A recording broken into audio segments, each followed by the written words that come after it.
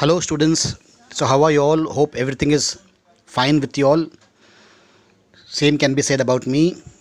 All is well at my end. Today we will study geography.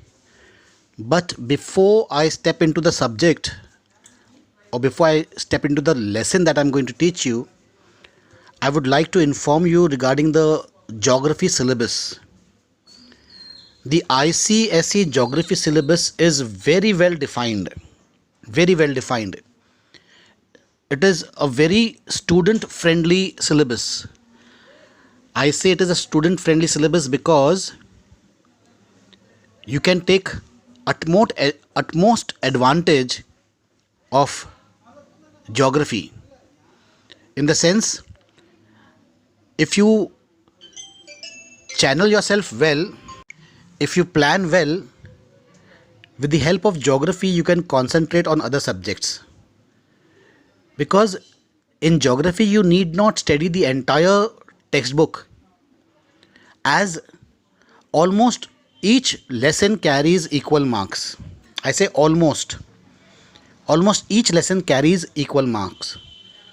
So you have to be clever enough to choose which lessons to prepare for your board exams.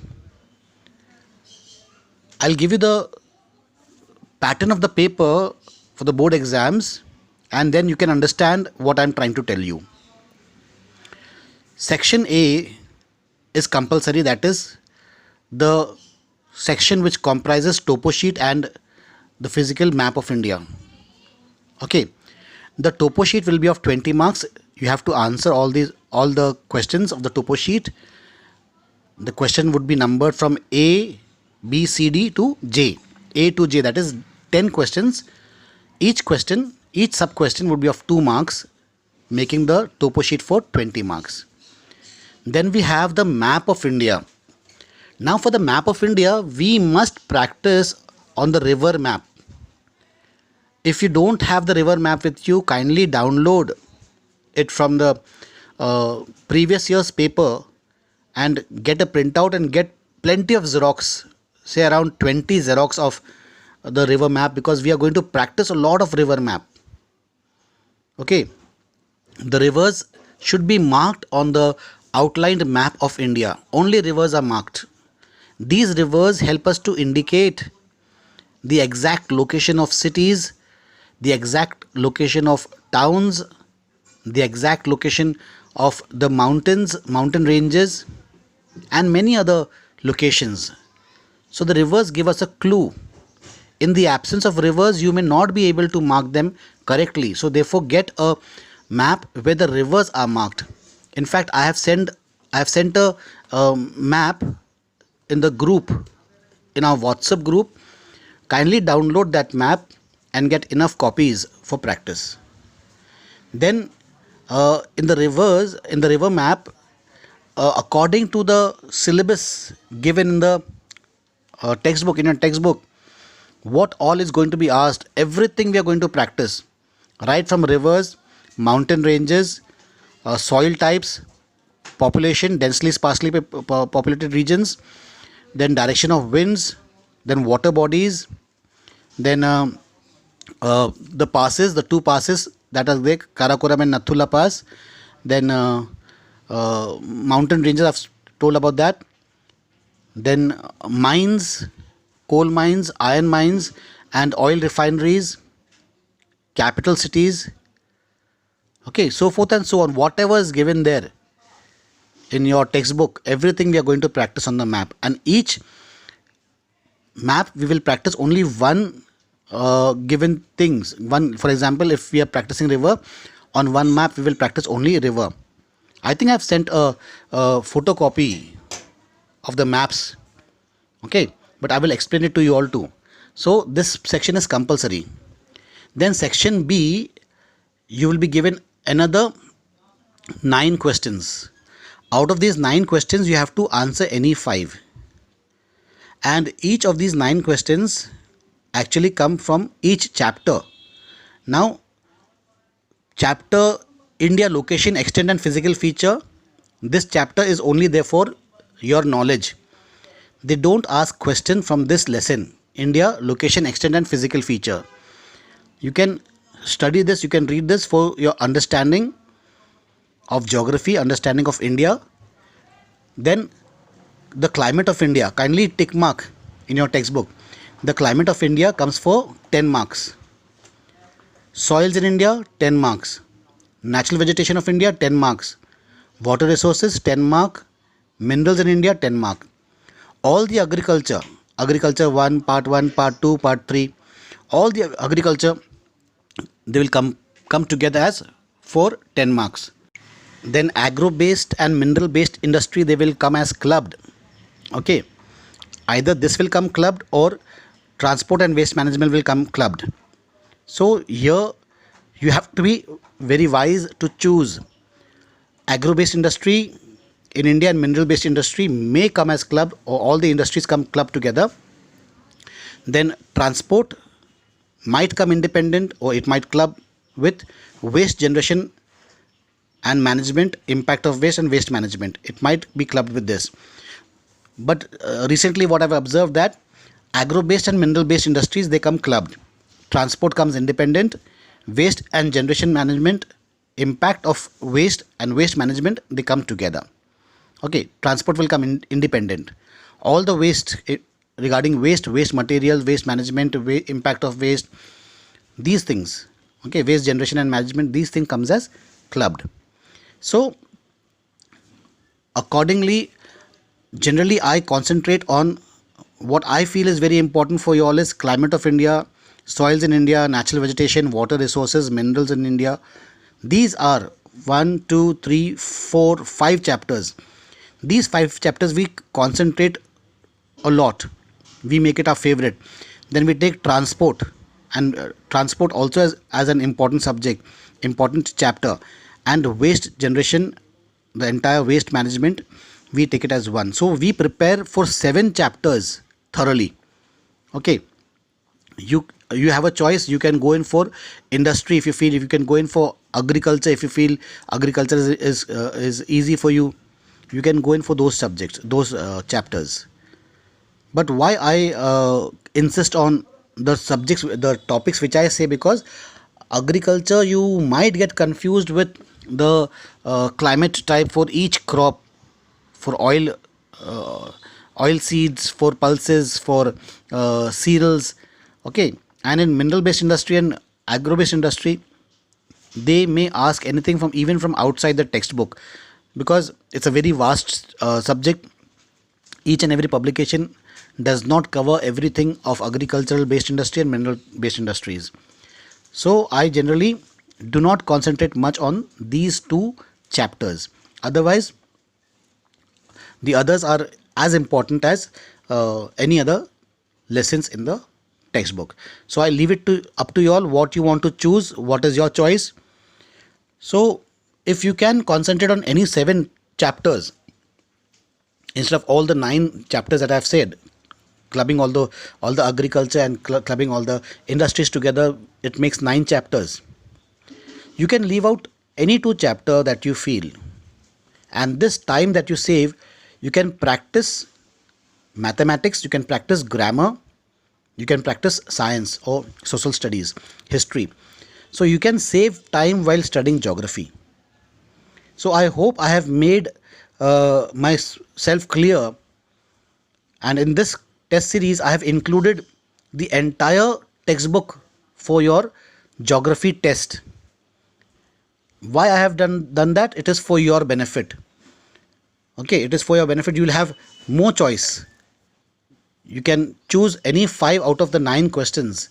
So therefore I have included agro based industry and mineral based industry, which we have not done. Okay, and I've included waste generation and management, which we have not done. Right.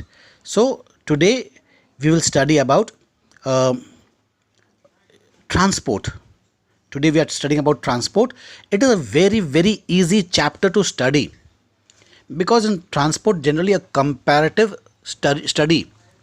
They compare the various modes of transport with one another. For example, in what way is railways more advantageous than roadways, or vice versa? In what way is roadways important than railways? Why is airways beneficial? Such questions are asked. So it's a very easy chapter to learn and to prepare. So today we are going to study transport. So while studying transport, we have to concentrate on the means of transport. So there are three means of transport. That is land, transport by land, transport by water, and transport through air. Okay. On land transport, we have roadways, we have railways, and we have pipelines. In water transport, we have inland waterways and we have overseas waterways. And in air transport, we have domestic airways and we have international airways. Domestic airways, we have public and private. Fine. So here we discuss about the importance of the means of transport and communication. Why is transport important? Okay. Now transport is the movement of people and goods from one location to another. We all know that what is transport. Transport क्या है आपको पता है कि we move either goods or we move people from one place to the other. So transport is used to transport people, to transport goods from one place to the other place. For this we might use roadways, we might use railways, we might use pipelines in case if it's a slurry material like iron ore or coal, we can send, or oil, we can send it through pipelines. Then we use airways. Airways are the quickest mode of transport, and we use waterways, which are the cheapest means of transport. Many a time people misunderstand of the cheapest means of transport. Sometimes they write railway is the cheapest means of transport, roadways are the cheapest. No, railways and roadways are not the cheapest means of transport. It is waterways that is the cheapest means of transport. ठीक है. So and waterways are the major means of transport. So at present it is time for the information and technology. The present time is about information and technology. The world is developing very fast, and the means of transport play a very vital role in the development of the world, right? So what do transport and communication do? How does transport and communication help people or help the world in developing? So these help to transfer goods from one country to the other, or from one part of the world or one part of the state to another state, one part of a region to another part of a region. Okay, the means of transport help the traders to have links with other traders and with the market. Means of transport, means of communication. Nowadays we know how important the mobile phones are, what all we can order through the apps that we have downloaded. Then the means of transport carry people from one place to the other. Even they carry skilled and unskilled workers and maintain the balance of demand and supply in the economy. The modes of transport play a very vital role in the even in the defense of a country. We can transport our military forces to the borders. We can transport the weapons from one part of the border to the other part of the border. Suppose if now we have a threat from China, they say that Chinese have 60,000 soldiers very close to the international border, bordering India, the line of actual control.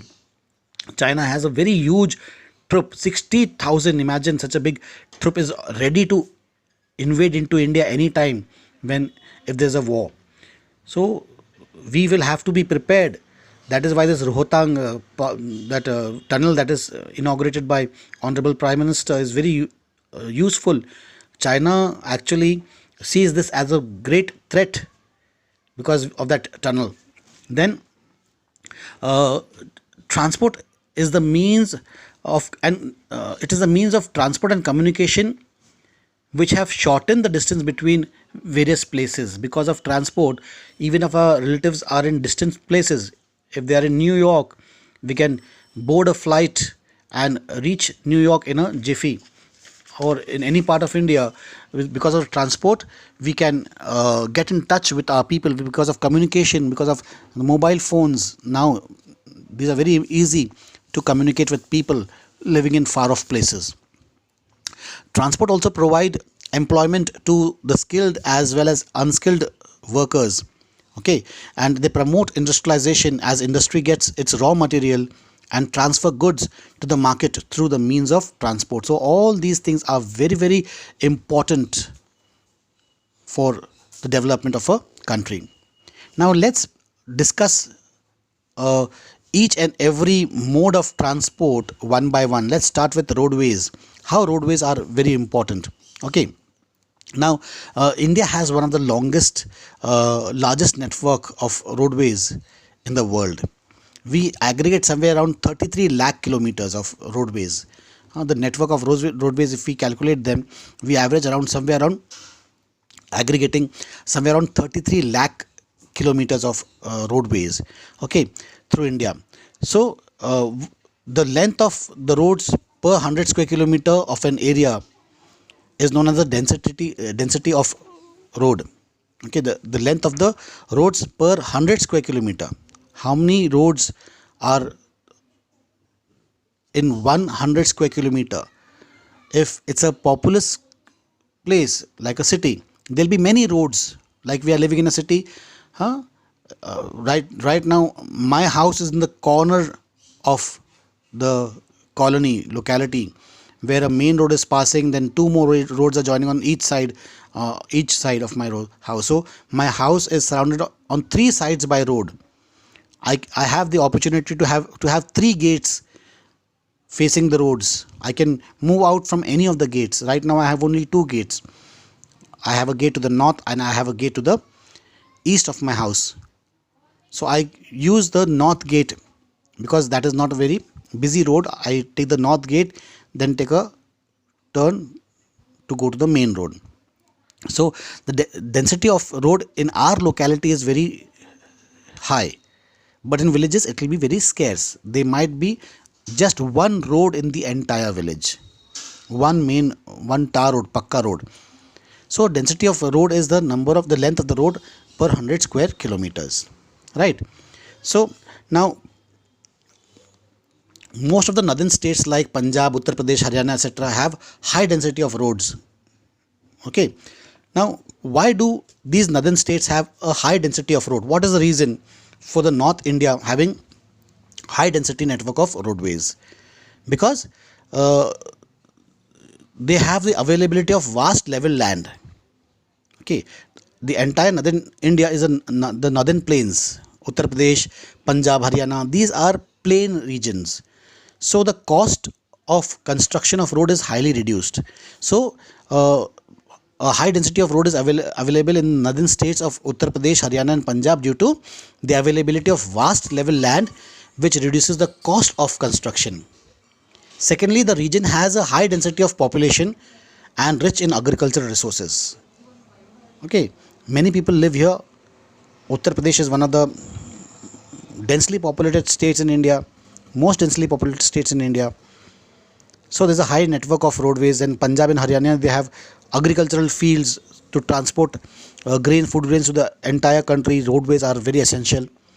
Then large scale urbanization has led to high passengers and freight tariff in these locations. State of Jammu and Kashmir, Arunachal Pradesh, Mizoram, Sikkim, Meghalaya, they have low density of roads because they are hilly regions, right? So due to rugged topography and lack of mineral and agriculture resources in state of Jammu and Kashmir, Arunachal Pradesh, Mizoram, Sikkim, Meghalaya, so the density of road here is quite less. Now, what are the advantages of road? This is very important. You have to keep this in mind. Advantages of road.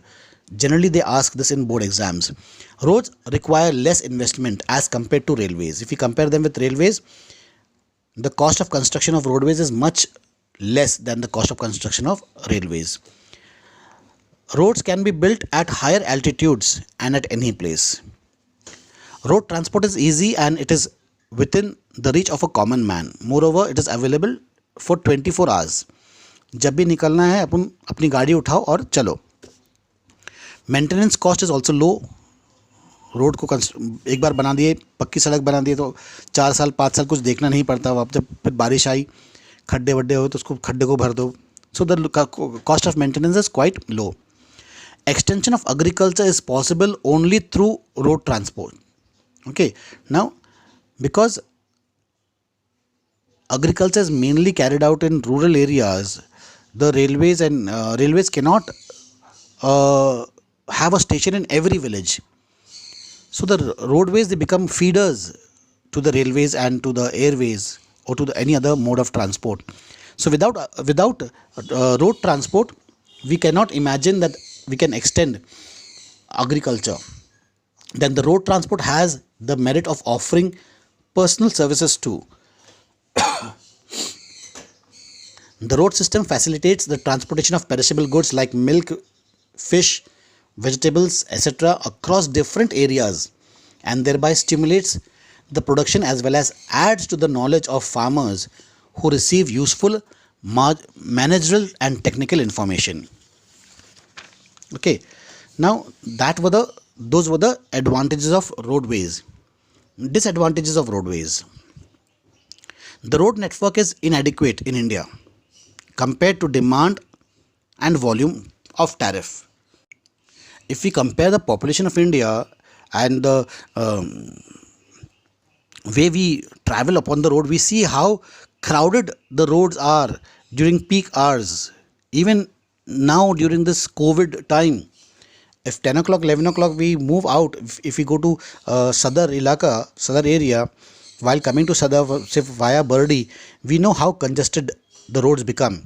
So this suggests that the road network in India is inadequate. Then the condition of most of the road is very poor. These becomes muddy during the rainy season. Even the new roads that have been constructed during this past government that was there in Maharashtra, we see that how many roads have developed potholes.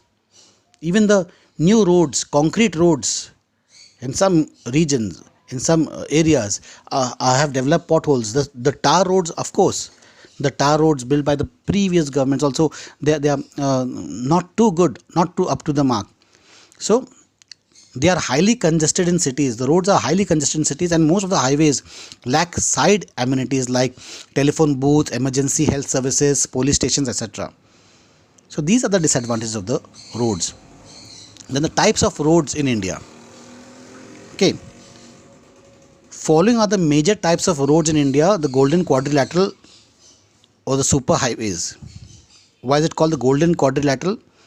Because it connects 4 metropolitan cities: Delhi to Calcutta, Calcutta to Chennai, Chennai to Mumbai, and Mumbai to back to Delhi. In this way, it's a quadrilateral. It forms a quadrilateral. The super highways have been planned to meet the requirement of fast movements of tariff. Okay, the government has launched a major road development project linking Delhi to Kolkata, Chennai to Mumbai, and Delhi by a 6-lane superhighway. Okay, they are superhighways, very fast moving vehicular. There is no barricade anywhere. There is no speed breakers anywhere in the road. Right.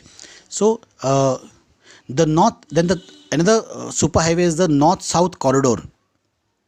The north-south corridor, it is linking Srinagar in Jammu and Kashmir to Kanyakumari in Tamil Nadu, right from north to south. This is another superhighway. And then we also have the east-west corridor connecting Silchar in Assam to Porbandar in Gujarat. So we have 3 different types of superhighways: the golden quadrilateral connecting the metropolitan cities of Delhi, Calcutta, Chennai, Mumbai, and Delhi. And then we have the superhighway connecting north-south. We call this north-south corridor connecting Srinagar in Jammu and Kashmir to Kanyakumari in Tamil Nadu. And then we have the east-west corridor connecting Silchar in Assam and Porbandar in Gujarat. So the main objective of these superhighways is to reduce the time and distance between the mega cities of India. These highway projects are being implemented by the NHAI, National Highway Authority of India. Okay, so these are called as the superhighways or golden quadrilateral and the corridors, east-west corridor and north-south corridors. Then what are national highways? Okay, the main roads which are constructed and maintained by the Central Public Works Department, CPWD, are known as national highways. These roads connect the state capitals, big cities, and important ports. The national highway maintained the national highways maintain the availability of essential products. The state to state trade is possible because of national highways. All the essential products like raw materials, finished products, vegetables, food grains, etc., are transported through these roads. Then we have the state highways. These are constructed and maintained by the state government, so state public work department, and join the state capitals with district headquarters and other important towns. The total length of state roadways in India is around 4 lakh kilometers approximately. These are these also contribute to the development of states. Then we have the district roads. These roads link the district centers with the major roads.